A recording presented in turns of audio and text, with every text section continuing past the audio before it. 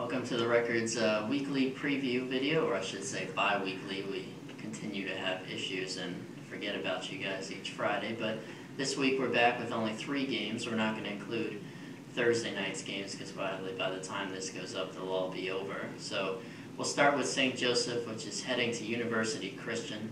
St. Joe coming off its second win of the season against UC, now is one of the best teams in 2A.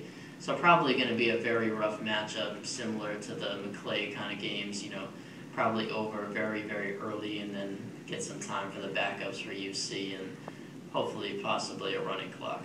Yeah, hopefully a running clock just so we can give our correspondent a little extra time to write his story. But, to me, one of those games where, St. Joseph does have some young skilled players, at quarterback, at running back, so they have, stuff to grow from, hopefully, potentially, and, a game like this can go a long way in, beating experience into them, which is, I think, is the best case scenario for this game. Yeah, a big loss here is not really nothing for St. Joe to hang their hats on. I mean, this is a team that would probably push some of the county teams. UC is typically very, very good and really a perennial small school power. So for the Flashes, like Austin said, it's just about moving forward and trying to learn some things, but this is a very, very tough district, maybe one they might want to elect to get out of in the near future, like they were 2 years ago. But anyway, moving on to the next game is Matanzas at Nice. This is a huge playoff game. You probably may not have thought that would be the case a couple of weeks ago, but with Creekside losing to Matanzas last week, this is a game now for Nice that if the Panthers really want to make a playoff push, they're going to have to win. The same goes for Matanzas. Now, it's going to be an interesting game because you really can't know what to expect from either team. This is a Matanzas team that lost to Menendez and then beat Creekside, and that's a Creekside team that destroyed Menendez. So, can I really predict what's going to happen? Probably not. You can, but I will blindly guess and just say that Nice is going to lose because this entire district has been just surprise after, surprise. The only thing that hasn't been surprising is Ponte Vedra winning. Basically each week, and even they had surprised when they lost to Orange Park at the beginning of the year. So, I think I'm gonna, I think Nice is a more talented team. I think Ulysses Bryant is easily one of the top backs in the First Coast region, and because of all the factors pointing towards Nice, I'm just gonna pick Matanzas because I really have no reason not to. Typically Matanzas is not a team that I really take too seriously when they play county teams because up until the week against Creekside, they actually had never beaten a county team. So, but after that game, they've always been a team that have been, pretty talented, but they always hurt themselves, a lot of errors. So maybe they've turned the corner here. I'm gonna go with Nice, though, on the other end, just because I think that Bryant at this point is going to be a little too much for anybody to stop. Really, the only time that they lose is when he doesn't play well or when he was hurt. So if he does play well, doesn't fumble the ball like he did against Palatka, I think Nice can go into a game against Creekside later in the year that maybe will decide a playoff spot, but who knows at this point.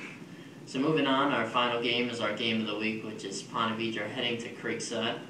Now, this game, all time, is one of the best rivalries in the county because they both started at the very exact time. They played each other twice in the first year and in the spring game, so they played each other 3 times in the course of a few months when they first started. And really, at that point, they were the only teams that they could compete with were each other, so it kind of spawned the rivalry, and that's just kind of how high school rivalries work. And of course, there was a brawl a couple years ago, and it's been back and forth. It was 4-2 in Ponte Vedra's favor, so I'm going to go with Ponte Vedra in this case. Creekside, I think, will put up a better fight than they did against Matanzas, but, Cole Mazza right now, I think, if I'm not mistaken, is actually weighs more than all the defensive players on Creekside's team, so it's going to be hard to stop him, but, that's not a knock on Creekside. No one has really stopped him. Yeah, Mazza's going to be bigger than most high school players as it is, so that's, nothing really surprising, but I think the one thing I'm looking forward to in this game, and I'll be going there, writing a column with one of our correspondents,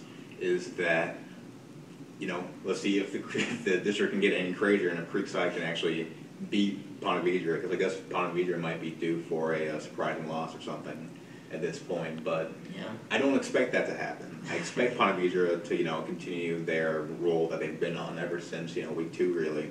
And I think this should be a good. I think it'll still be a good test for the Sharks. Yeah, I think if there is a team in the district who can beat Ponte Vedra, it is Creekside, based on just the fact that I think they're the second best team in the district, and also because of the rivalry. But at the same time, the thing about Ponte Vedra with Mike Lloyd as the coach is that they're a running team, physical defense. They don't try anything too crazy, and when you have that kind of formula, you don't really get upset too often because you're just doing the same thing over and over again, and the chances of it not working are really pretty slim unless someone just flat out stops you. And in this situation, I just don't think Creekside has a defensive front that can really handle a running back who's that powerful. But I haven't been really, that impressed with Ponte Vedra's ability to stop any of the opposing runs either. And Sandon and Hoxa of late have been pretty productive against the opposing defenses. So that's one thing to kind of look forward to.